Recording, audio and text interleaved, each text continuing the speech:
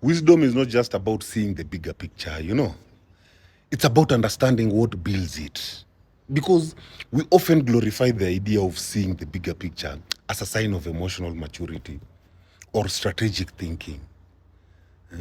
But wisdom is not just about zooming out.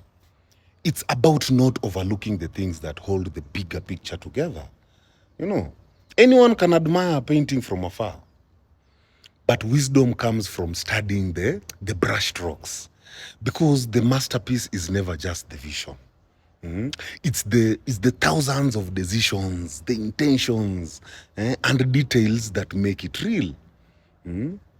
Wisdom lives in the micro. It's not just in the macro.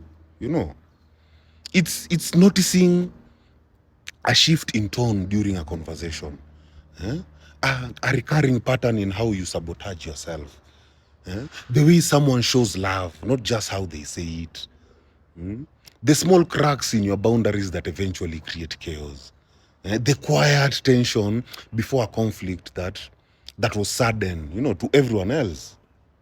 The wise don't just wait for major signs; they listen to minor signals. Because what seems small at first, a thought, a habit, or even a decision, is usually what shapes the whole outcome. The bigger picture is built on invisible details. You don't lose trust in a moment, you lose it in the tiny inconsistencies. You don't fall in love in a day. It happens through small, repeated presence. You know, you don't burn out overnight. It's the small ways you abandon yourself over time. Wisdom will ask you, what detail am I ignoring? Eh? Something that might cost me later. It's not about paranoia. It's about precision. It's about being so attuned to life that even subtle shifts teach you. Wisdom requires slowness, because to catch the small details, you have to slow down. You have to pause long enough to hear what's beneath the noise. That's where awareness grows. The world will always reward fast thinkers, but your peace will reward detailed observers. You know, wisdom is not about zooming out to escape discomfort. It's about zooming in to understand it.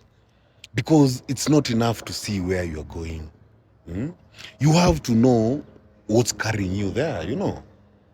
The big picture gives you vision. That's true. But it's the small details that give you clarity. And that clarity is the ability to stay grounded in small truths. That is what separates intelligence from wisdom. My people, heal. Heal.